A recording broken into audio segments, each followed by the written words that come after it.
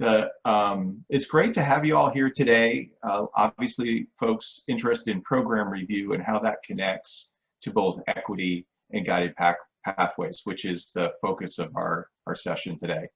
I also want to mention that this webinar is being recorded. And it will be made available afterwards with a transcript. We had some questions about that.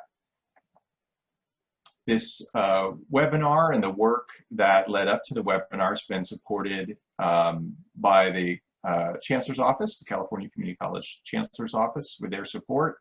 And it's been an undertaking of the RP Group, which is both a member representation organization for researchers and planners in the California Community College system, as well as a research organization that conducts independent research and does professional development, such as Strengthening Student Success Conference, which is kicking off tomorrow. And I imagine many of you are also registered for that. So a little bit about our support and where we're coming from, and then I'm going to turn it over to Carolyn to walk us through the agenda.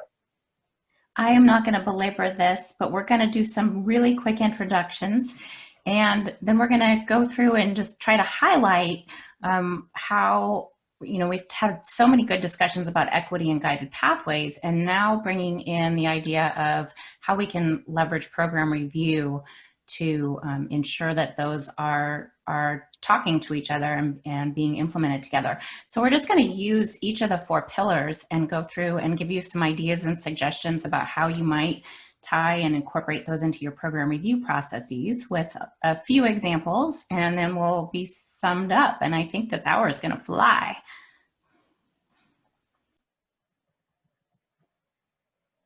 So I'm Carolyn Holcroft. I'm at Foothill College, and I am currently serving as our faculty college professional development coordinator, and used to be a biology faculty member for many years. Hi, I'm Jared Lassard. I'm a research and planning analyst at Saddleback College. Good afternoon, everybody. Craig Hayward here. I'm the Dean of Institutional Effectiveness at Bakersfield College. So why is program review so important? Why do we have over 200 people logged in to think about program review? Well, it is fall, and you know, it is the season for program review for many of us, although I know some of us do program review in the spring. It really is overdue for consideration about how program review connects to guided pathways. It is an opportunity for faculty to engage with the data around their program. And it's a time when the college's data assets focus on student success and completion within programs. The traditional perspective, though, however, has not really grown with the emphasis on guided pathways and the increased emphasis on equity. So although there are elements of your sort of traditional program review that do fit, there are many areas where we could be thinking about actively transforming our program review from the perspective of the data that we ask people to engage with when they they conduct their program review.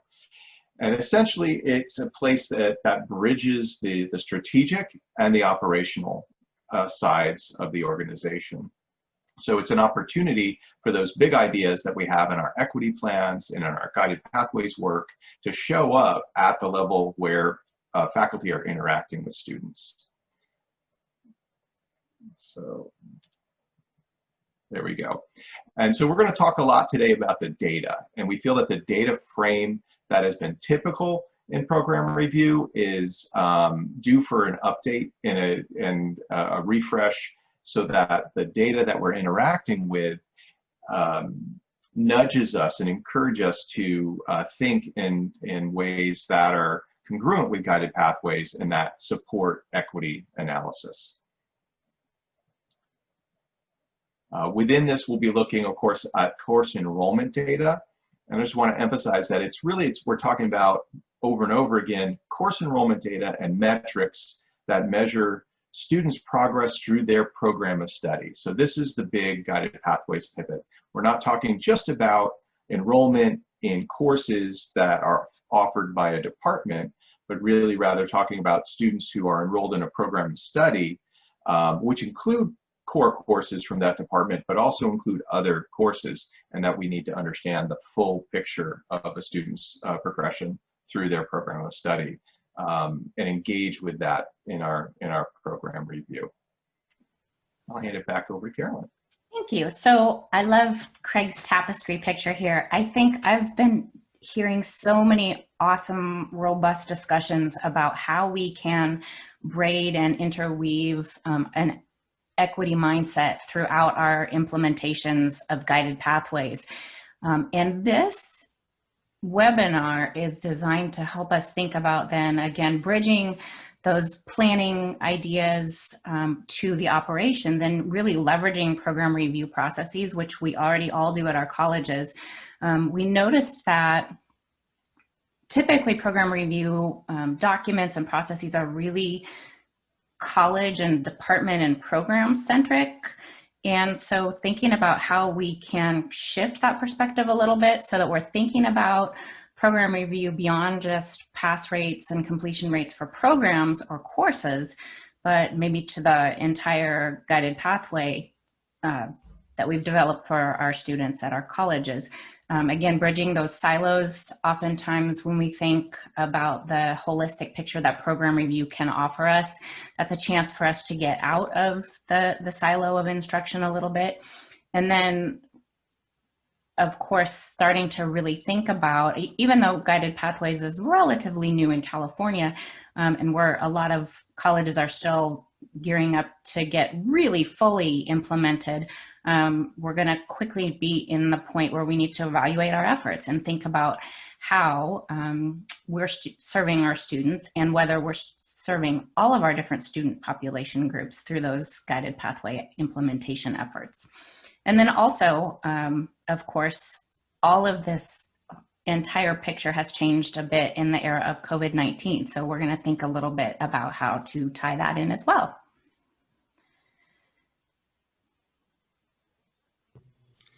And just really quickly, everyone, here I'm sure has a deep understanding of equity, but when we're talking about ethnicity, these are the groups that our state plan focuses on: foster youth, students with disability, veterans, by ethnicity, all of these by gender, socioeconomically disadvantaged, first generation, LGBTQ, and unsheltered / homeless students. So these are groups we're talking about. And later we'll go into, what we can and cannot do at the program level because of sample size, but these are the kind of groups to think about. And then it's not part of our student equity plan, but is really important in general, but especially in this era of COVID and a lot of online courses, modality. Are students succeeding both online and in face-to-face, or when they're in a mixture of both?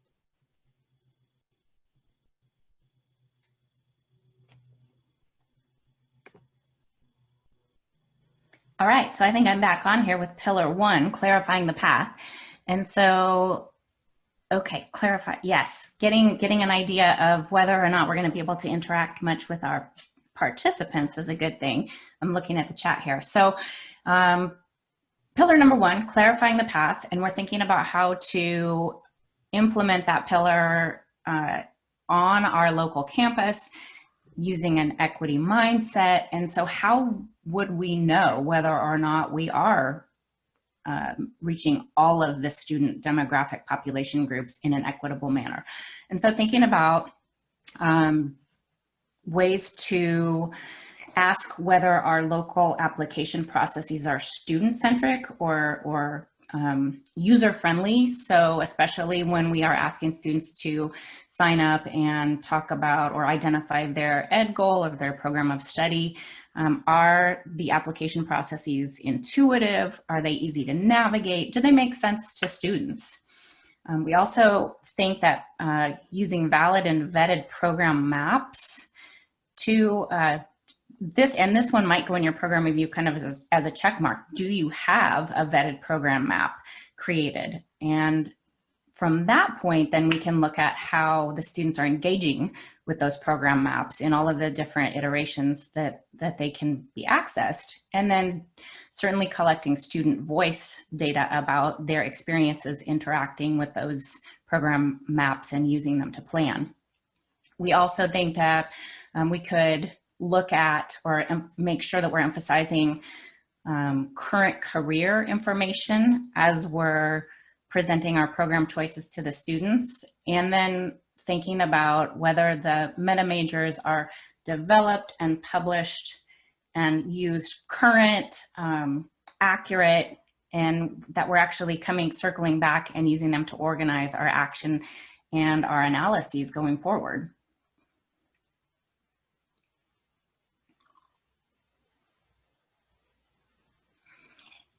And of course, since we're thinking about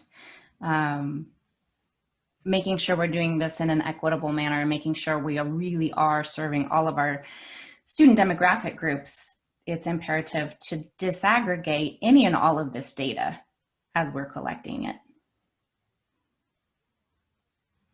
So this is an example of one of those program maps and thinking about whether or not we've clarified it for the students. It's an example using computer science, and we can see this one looks pretty clear. A student could easily, hopefully, log in and find out what they would need to take each of their terms within their 2 years of study at their community college campus. And so we could ask questions in our program review about that. Okay, yeah, go ahead. So here's where we're gonna see if we can really get interactive. We're hoping to get interactive with you.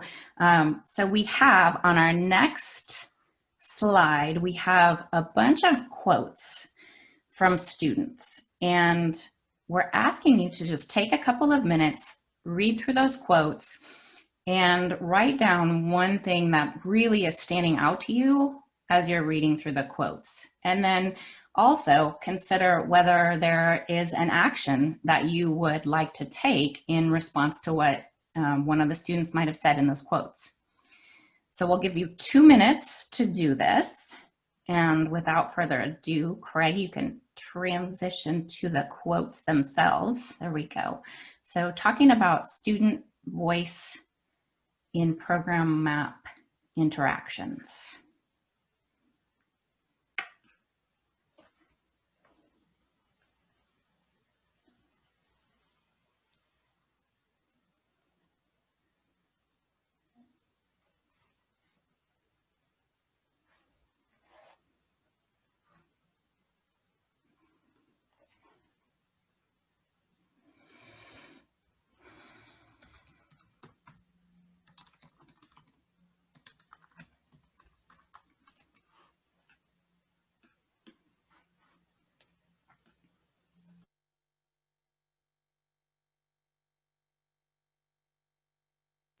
We should have had some lovely background music here.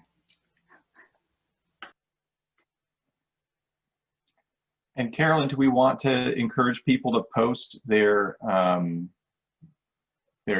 thought, their one thing that stands out to them, and their one action they would like to take? Put it in the chat. Yeah. Or, if you're willing and you've had a chance, you can definitely use. We're gonna at the end of this, we're gonna spend just a minute offering a couple of folks a chance to share out verbally. But if you can share some in the chat, that would be wonderful too. We definitely, unfortunately, won't have time to hear from everybody.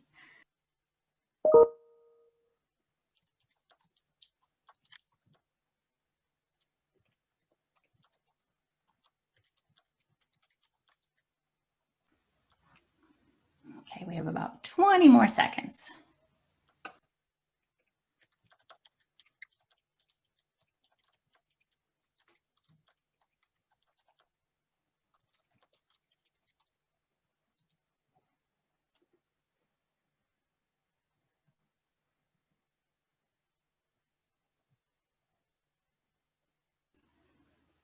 All right, so a few really cool comments in the chat that some surprise that the student voices are really positive in their experience with the program mapper.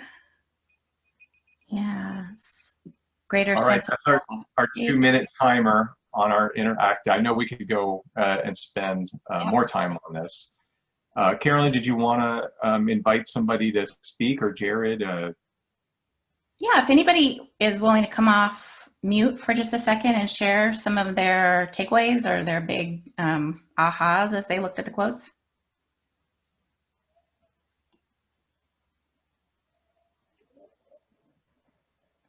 And honestly, Alyssa, I don't know how, would they raise their hand? How do they do that? So in the participant list on the bottom. Oh, perfect. Gotcha. So we see one person who's raised their hand. So Tracy raised her hand, and Virginia raised it and then took it down, and Heidi's raised her hand. Tracy So and Heidi. Yeah. Let's hear from Tracy and Heidi. So which Tracy? Tracy U or Tracy H? It's T-R-A-C-I, Tracy Fahimi. There we go. Hey, Tracy. I think we've unmuted Tracy Yukita, and I don't think she was expecting that. I was Tracy. not. I did not raise my hand, but I'm happy to share what I was thinking. Okay, we just called on you. The one that popped out to me. Oh, the one that popped You know how out. teachers don't always, they like to sometimes call on the students who aren't raising their hands. That's what we did. Yeah, you didn't realize I was hiding in the back of the classroom. We see you. So the one that really stood out to me was the one on the far right, that the program maps helped that individual make a decision. I wasn't really thinking so much about that. So the fact that they could compare the maps and then just get a sense of obviously what it would take really resonated with me. And so, you know, we've been working on this at Cerritos College for a while now. And I'm really looking forward to, we actually haven't even published our website just yet. That's going to show all the maps, but I'm looking forward to students having access to that so they can do exactly what that student was doing, was to kind of compare and contrast different options. Wonderful. Thank you, Tracy. And next up, I think we're going to do one more, and then we need to move on. We do have time for dialogue at the end, so we'll circle back around and get more engagement. But we have 3 other pillars to get through before that. I think I was just invited to unmute. Yes. Yeah. Oh, okay. Oh, I just was observing that it seems like the program mapper is not just helpful for students, but it can relieve some of it can help the counseling departments too. So that was what stood out for me. It seemed like a win-win in the sense that it can help reduce some of the counselors' workload a little bit as students use it, and can certainly help people maybe hone in on more specific questions and directed matters, and maybe free people up to counsel on other things that not necessarily just what courses you take in what order. Exactly, that kind of higher level interaction. That's very true. That's what we found at Bakersfield College, is that we build the maps thinking they're for the students, and of course they are for the students, but they're also incredibly meaningful and powerful for faculty and staff. So, and it kind of leverages us forward into a guided pathways mindset by having those maps so easily and pervasively available. All right, so we're going to move on. I'm going to unfortunately we have to kind of keep moving, so I'm going to move forward to pillar 2. Okay, so pillar 2, get on the path. But before I start pillar 2, I just wanted to bring attention to Nicole's comment about qualitative data, incorporating qualitative data. And qualitative data is data, and it can be very, very valuable, especially if you find something in your quantitative data. It can often tell you the why or the how or the, how did you get to there? So I just wanted to bring some attention to that. Data is not just always numerical. Okay, Craig.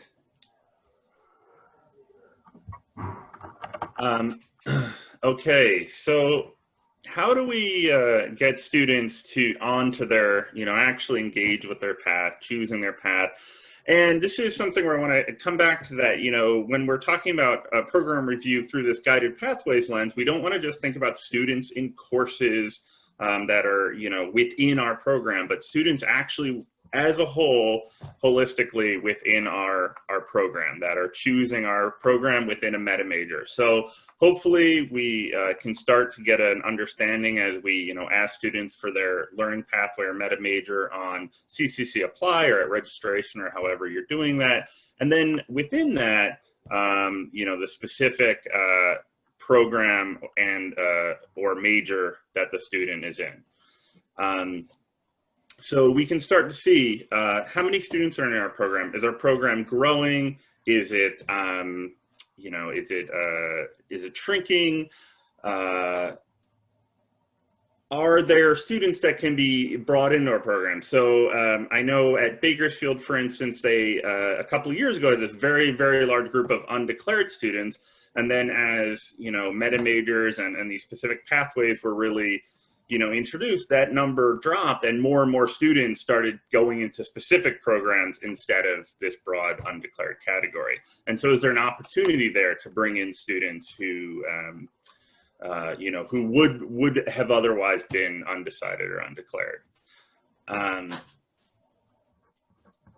And then when we think about choosing their path, we want to know in that first, you know, in that first term, you know, later on, we're going to be talking about staying on the path, but now within that first term, are they taking units? Are they taking courses they need to take, core courses in the program, English, math? Are these things happening right off the bat? Or is there a delay, and can we kind of shift students to taking the things they need to take right off the bat?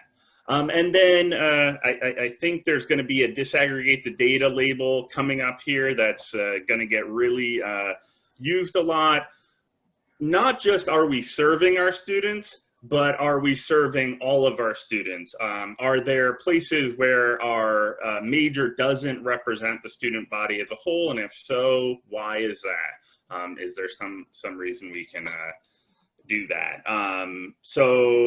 Maybe sorry, you don't get to disaggregate the data stamp on your slide. Oh, that's okay. I think people would have gotten sick because I think at some point we had like that 9 times. So it's probably well, a good thing. It is an important point. Don't the marketing folks say you have to say something 9 times before it sticks? Well, how about instead of saying it one more time, we do an example? All right, that sounds good. Let's do it. I'll drive. You tell me what to do. That sounds good. You want to? So we have a screenshot here of the dashboard that Jared's going to drive us through, and there's a bit.ly link. You don't all need to hop on it right now because it'll probably crash the server or something. But it is there, and we can post that in the chat in a minute as well. But I'm going to switch the share screen over to that document live so Jared can do his thing.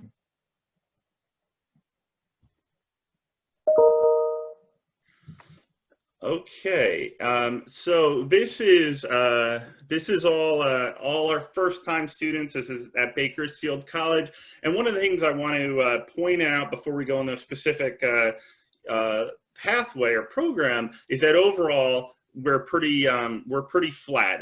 Growth, you know, the student body is pretty similar year over year. So this means if we see big changes, increasing or decreasing, you know, that may be a story that we need to talk about. Okay, so first, can we zoom in on the STEM meta major?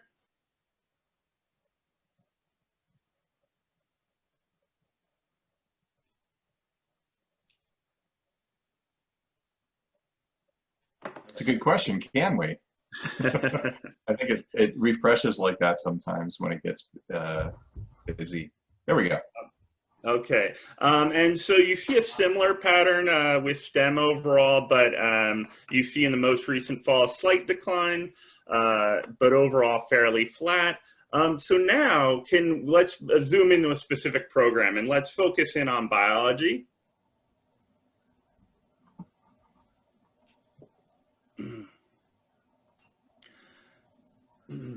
Okay, and so this is who is in our program in biology. And overall, we can see that there has been some sizable growth over time, and then somewhat of a drop over the most recent fall. So that might be one thing to kind of take a look at. But now let's zoom in one more level, because we really want to be thinking in terms of equity. Are we serving all of our students? So if we could look at this by ethnicity.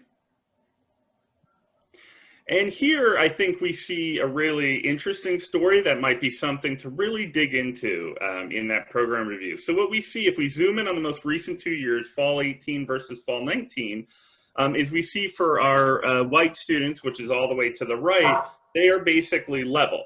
So the same number of those first-time students are coming into the biology pathway. But we see for our Latino students in the middle, we see a sizable drop-off between the last 2 years. And for our African-American students to the left, we see a very, very large drop-off between the most recent 2 years. And so that may be something where we really want to kind of do some follow-up inquiry. Is there something happening here? Are we doing everything we can to make sure all of our students are getting onto the path? Right. That's a very pillar 2 question, right? Like, are they getting on the path? Yes. Another thing we could do. I think you were about to say it. Sorry. Go ahead. Another thing we could do is see, talking about the units in the first semester. Is that where you're going, Craig? Yeah. Yes. We could see, what percentage of our students are attempting a significant number of units in their first term, and one of the guided pathways, landmarks is taking 15 units in their first term. And so here, if you look, this could look a little unclear what the pattern is here. And so at Bakersfield College, one thing we can do is, instead of look at the, just each year individually, we can look at a 3-year average.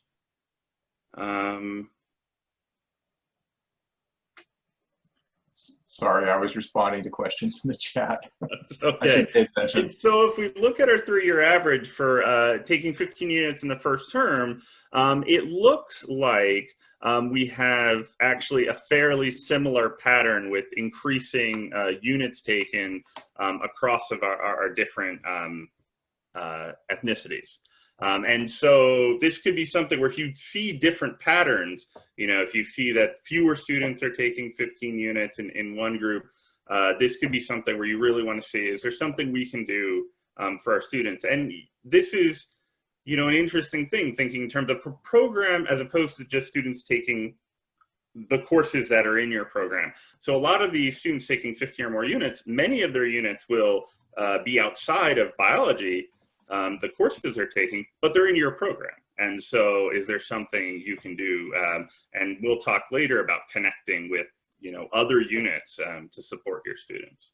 Okay, so I think that's about Karen, all. I'm just going to jump in real quick and so some questions about the equity analysis. So this is really a first level of equity analysis. And this is really just an example, right? We have some different examples that are more or less just to give you ideas about things and directions you could go as you kind of transform your program review data frame to be more guided pathway centric and different metrics and ways of looking at the data that maybe we haven't done as much in the past.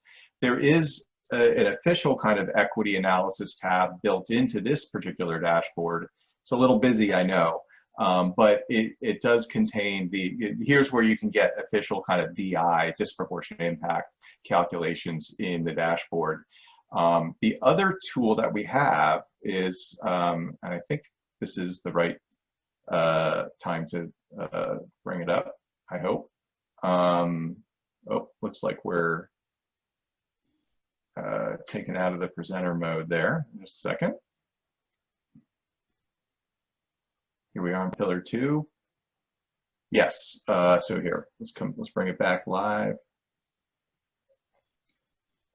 And so moving on from the dashboard demo, if you have data at the program level, you can use this DI tool that this group of data disaggregators that you have with you today, plus Gio Sosa and Andrew Kretz worked on developing. And it's available at that bit.ly link, and it's an Excel tool that lets you kind of just plug your data in at whatever level you're working at. So here we're talking about program review, so it'd be program review data. And then we have a recorded webinar with Gio and I talking about how to actually use that tool in more detail. We don't have time to get into it today, but we just wanted to point out that those resources are available.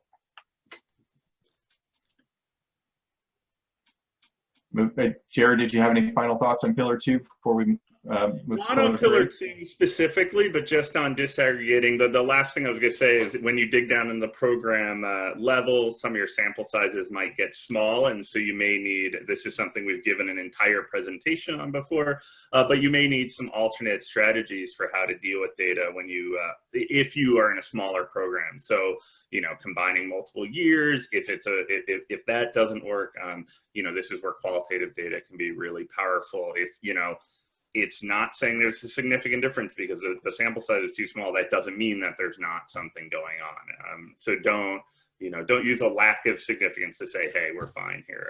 But really, you know, use what tools are available to interrogate.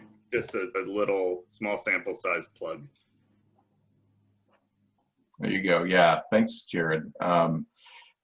So moving on to Pillar 3, this is where we're going to think about, we clarified the path.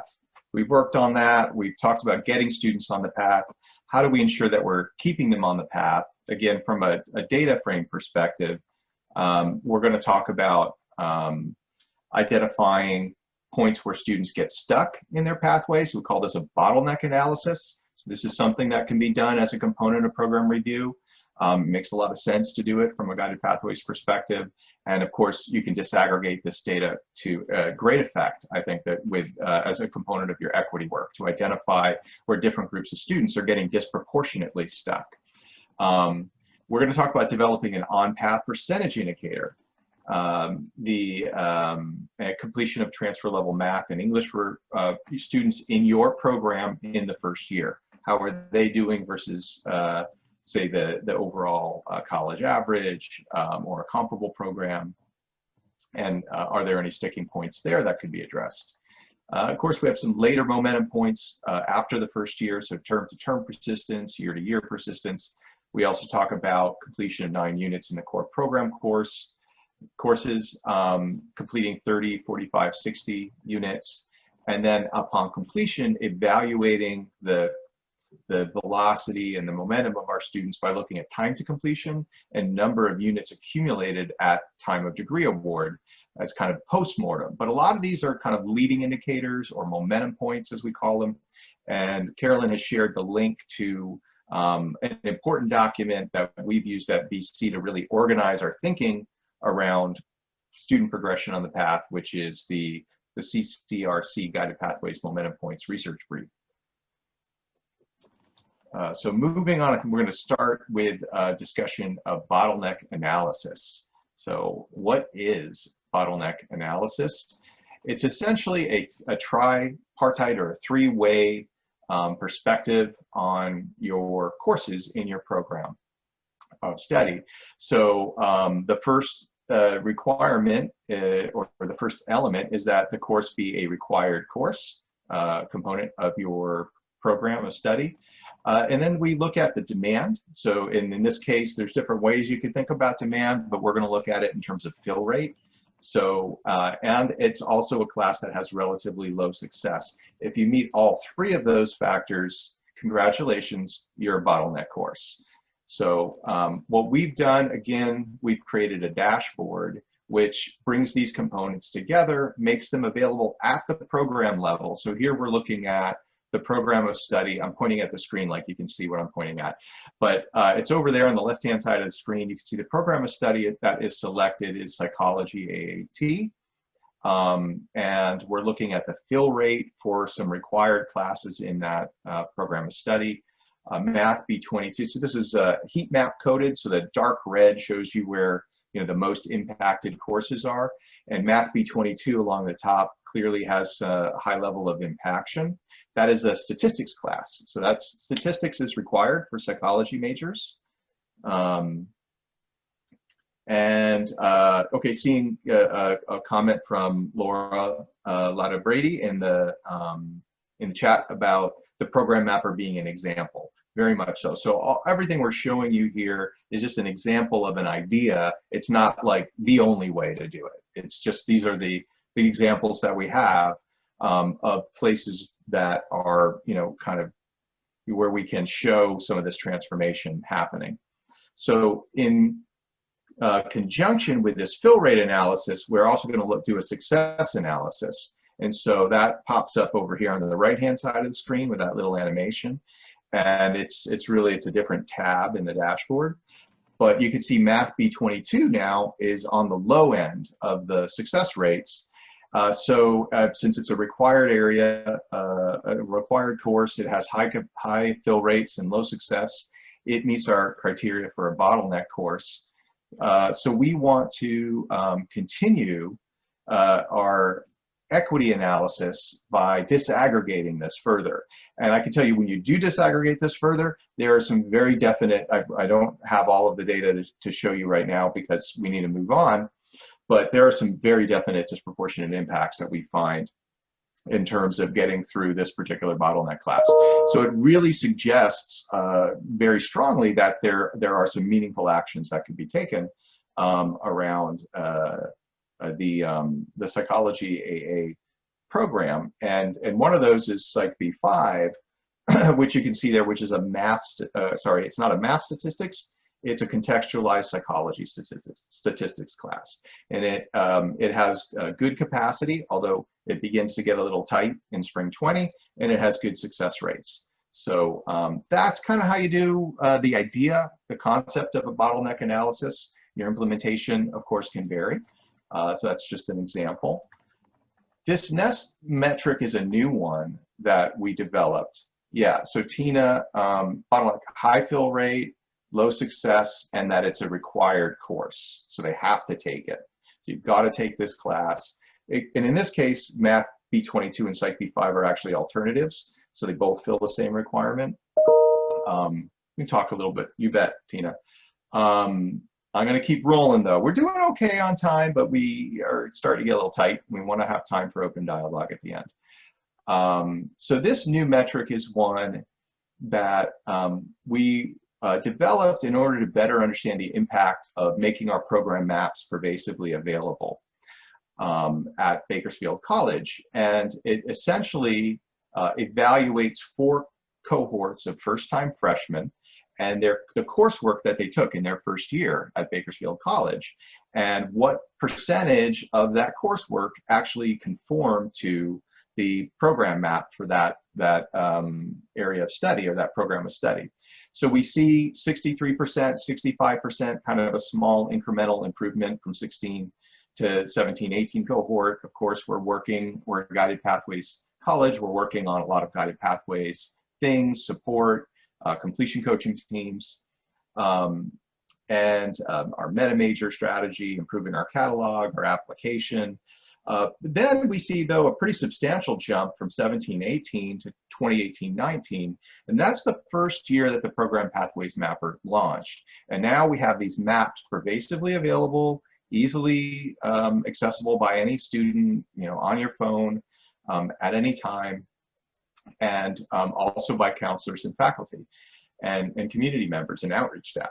So the big jump there, but the program mapper was only available for half the year in 18-19. When we moved to 19-20, the year that just wrapped up, just last year, we jumped all the way to 78% on path. So we attribute this, there's some other data, and it is part of that, the Student Voice Project, that suggests that this is actually a causal cause and effect relationship between deploying program maps and increasing on-path percentage of students. So it's a new metric. It's one we wanted to kind of highlight that you could do in different ways.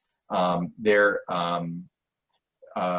I should mention I'm going to be delivering, along with my colleagues from the CSU's Chancellor's Office, a session on this at strengthening student success. I think there's a session on October 16th and a session on October 23rd that'll delve a little bit further into all of this, the magic of program mapping and on-path percentage.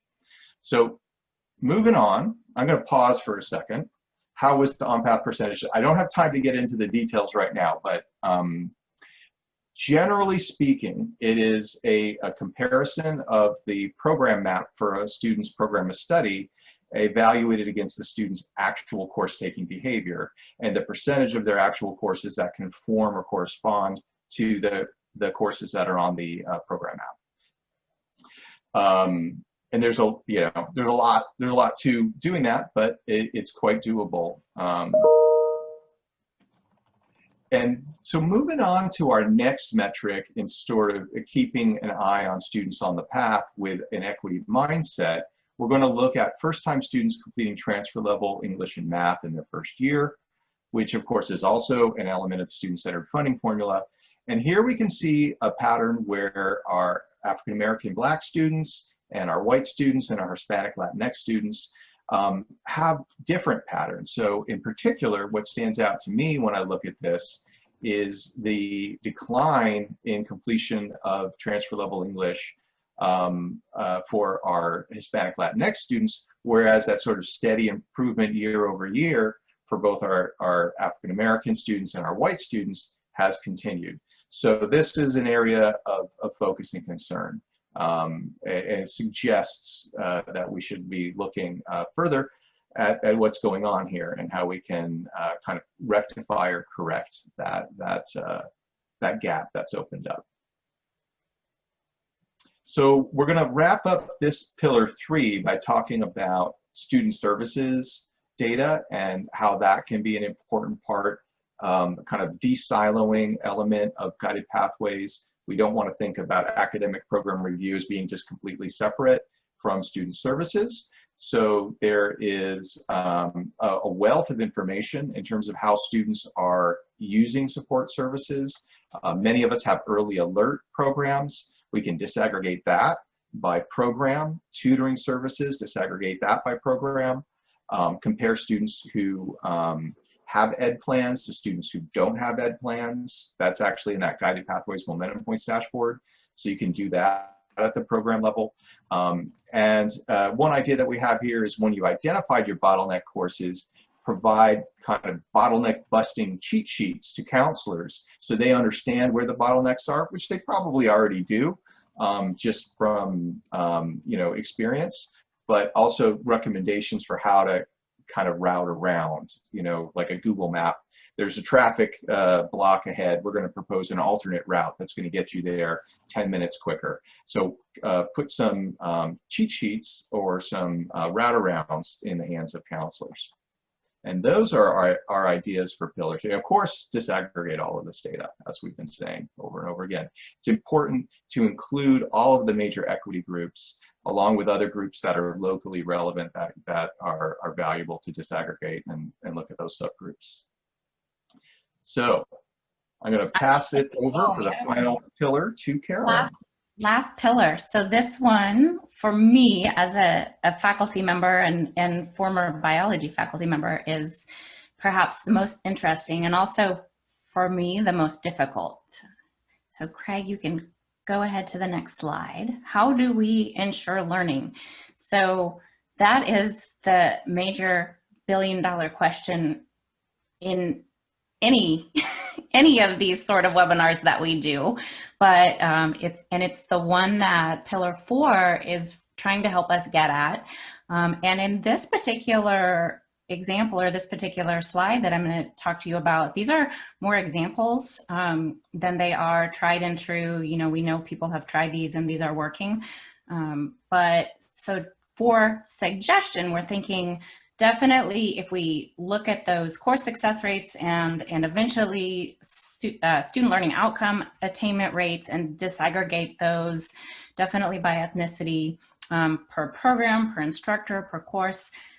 And there is a hot link up there. I'll post that in the chat in just a second to a webinar that we did talking about this in particular.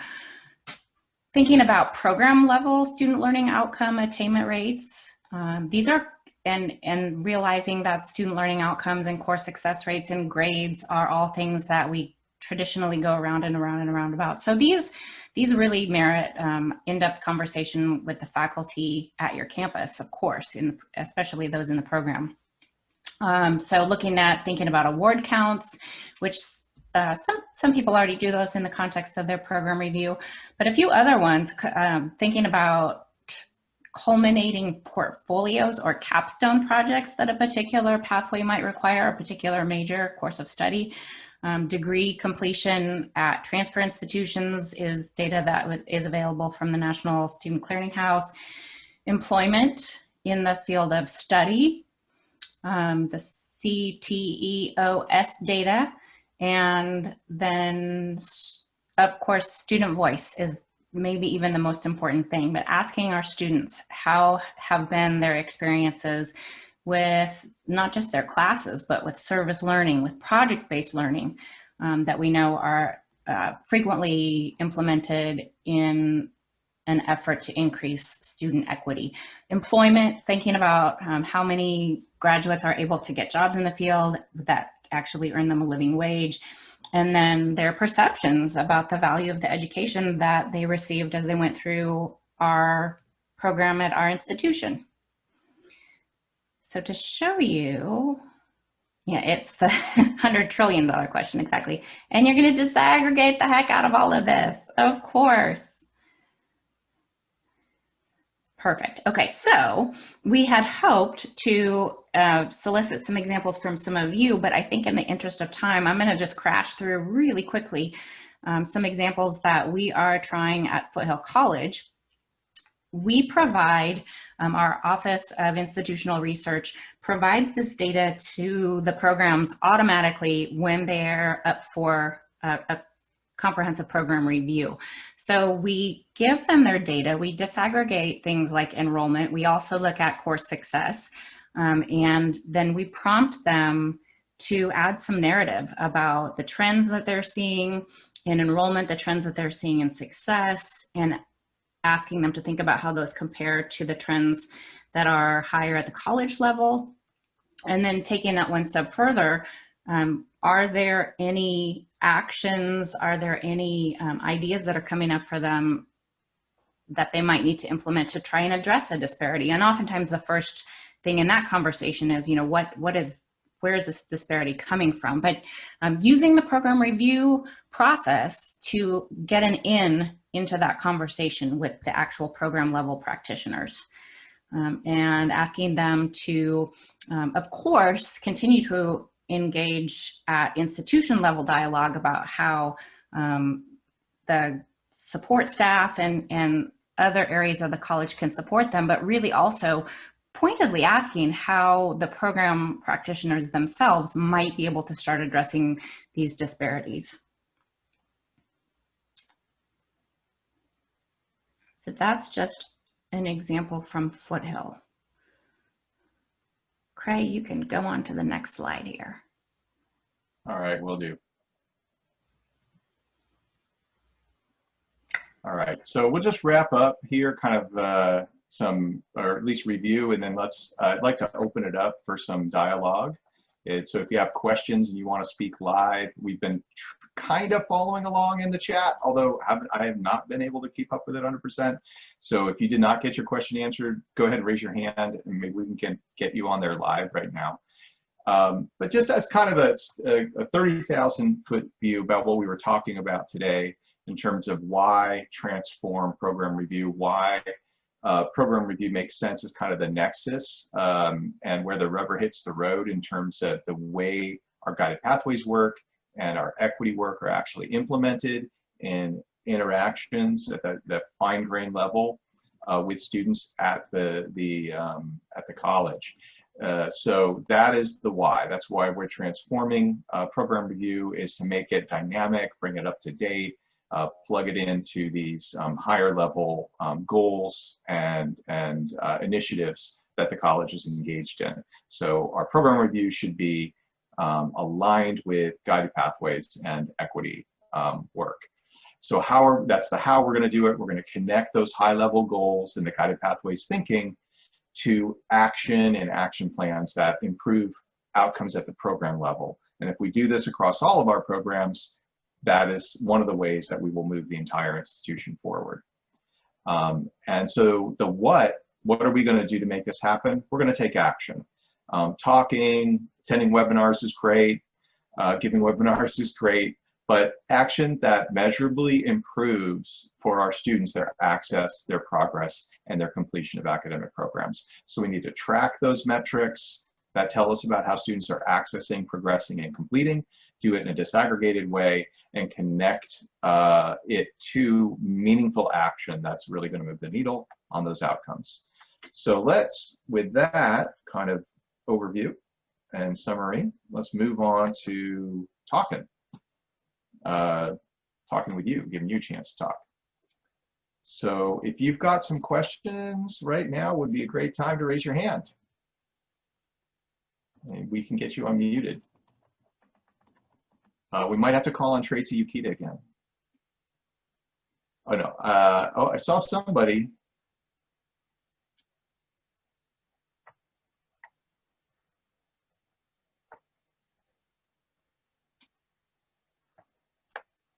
So we have Carrie Lash. Yes, that's me. I think a lot of times the counselors know what the workarounds are for some of those bottleneck courses, but a lot of times there's not a workaround. So are you guys doing something that's been working to address teaching and learning in those classes so students can get through them? Yeah, great point. And often those bottlenecks can be lab classes that are impacted, and there isn't really a viable workaround. Although many students, frankly, swirl is an option. They go to another college to get that class if they're having difficulty getting through it at their home institution. I think, you know, probably the wisdom of the crowd on this call would be better suited to answer the question. There is definitely a lot of professional development opportunity out there in terms of ways that we can think about and talk about the actions that we can take, making a caring and supportive syllabus for our classes, for instance, just-in-time remediation, support for the affective needs of students who are in the classroom, flipped classroom, active learning, adaptive learning. There's really a whole plethora of different possible actions that could be investigated as being ways to effectively increase the success rates of students in those bottleneck classes. And when we increase that success rate, we can kind of, that's another way to bust the bottleneck. So I'm glad you brought that up, Carrie. Oh, Foothill. Carolyn, did you want to jump in? This is a conversation that we have very frequently and over many, many, many hours, and it is way beyond the scope of the last 2 minutes. So Carrie, if you want to email, we can talk, definitely. But it's a delicate area to tread. So I'm seeing a couple questions in the chat from Joe and from Karen about how do we, the dashboards can be a little overwhelming. So how are faculty doing? We've done probably what any of you would do, which is to offer training sessions. So we have Zoom sessions, and we walk through the ways to use the dashboards, have one-on-one meetings with people if they get stuck or if they have questions. We also have a tradition, I guess, or a history at BC of having data coaches. So we've done Flex Week sessions on the dashboards that were very well attended. I was excited because, you know, a lot of times my Flex Week sessions aren't that well attended, but the ones on the data dashboard were very well attended. We've also have data coach training, and some of our data coaches are faculty members.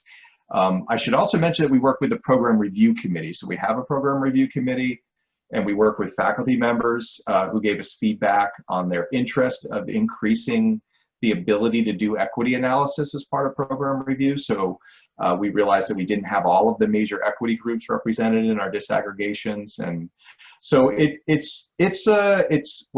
it's a long road. I wouldn't say again that that's the perfect example in every way. There are, like you said, there's a lot of clicks. I think good design, you can try to nudge people so that it's more intuitive, and some of that just comes with iterative experience. I'm looking, we have 1 minute left. Can we, do we have time for one more question? I see some great connections being made in the chat. We'll also save the chat from the webinar, so that'll be available. Nora, did you want to talk about the Summer Teaching and Learning Academy? That sounds pretty cool. Vernon also has his hand up. I had a question on the bottleneck issue and success rates. Has there been any research that shows that implementing common assessments as a way to kind of focus improvements on teaching and learning that's been helpful in raising those success rates for those courses? I can't say that I have that experience or that evidence. I don't know, Jared or Carolyn, if that's something you can speak to. Common assessment as a way to kind of raise success rates? I haven't seen anything. Okay. I think we need to do more work on SLO assessment analysis and evaluation. It was pretty hot for a while, and then I think it cooled off, in my opinion, from my perspective. Although I think the focus on learning is bringing. Oh yeah, Derek, exactly. And Derek and I were trying to get, and Carolyn, we're trying to get a big SLO paper off the ground a couple of years ago. We just it died under it didn't make it out the door. From time constraints, but maybe we should revisit that. Anyway, great question, Vernon. I'm going to move on to the last slide, and this is our contact information. There's a link to the evaluation survey. I'd love it if you could, I'm going to actually put it in the chat because I know you can't just click it from the screen, obviously. So if you could, yeah, let's resurrect it, Carolyn. Okay, now that's got to happen. Thanks, Vernon. You're bringing the paper back. We will look into your question as part of that paper we were working on. All right, Julie, just let us know. You know, this is where you can find us. This is our contact information. Thank you all for coming. It's 2 minutes after 1. We need to wrap up. And you're all busy people. You got to get on to whatever's next. Thank you for coming. Please don't forget to fill out the evaluation when you get a chance.